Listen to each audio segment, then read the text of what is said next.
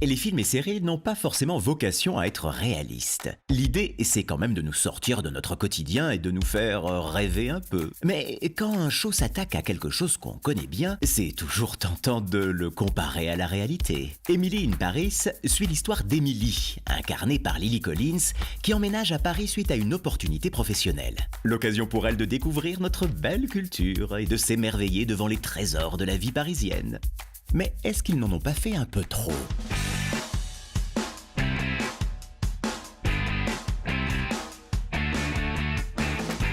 Emily a eu la chance de trouver une modeste chambre de bonne. En plus d'avoir trouvé rapidement sans avoir besoin de 5 garants, cette chambre de bonne a l'air de faire un bon 60 mètres carrés. Avec douche, bidet, oui, et une vue très correcte. Ah, vous avez pas ça, vous ? Bon, par contre, il n'y a pas d'ascenseur, faut pas abuser non plus. Dans Emily in Paris, le voisin est un véritable beau gosse. Mais en plus, c'est un chef cuisinier. Un mec serviable. Et il est toujours là quand on a besoin de lui. Incroyable, non ? De mon côté, mes voisins, c'est « Bonjour, vous faites trop de bruit, c'est la 5e fois cette semaine, faudra arrêter, monsieur. » Dans Emily in Paris, les commerçants sont tellement gentils qu'elle peut faire des selfies avec eux. À moins de l'avoir raté, on ne voit aucune scène où Emily s'embrouille avec un serveur parce qu'il ne prend pas la carte en dessous de 15 €. Chin chin.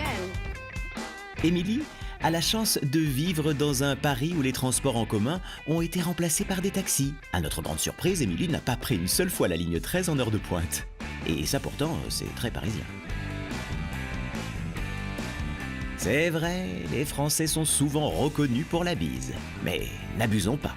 Ce n'est pas non plus partout tout le temps. Et dans la série, c'est la fête de la bise. Premier jour de boulot, premier client, bise.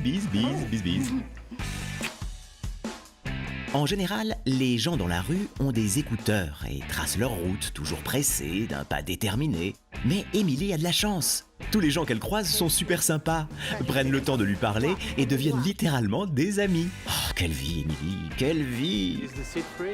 Mais finalement, tout ça n'est pas très grave, car c'est une fiction. Et le Paris d'Emily, c'est un peu le Paris dans lequel on a envie de vivre, de s'inspirer, de grandir et... Oh merde, j'ai raté mon RER!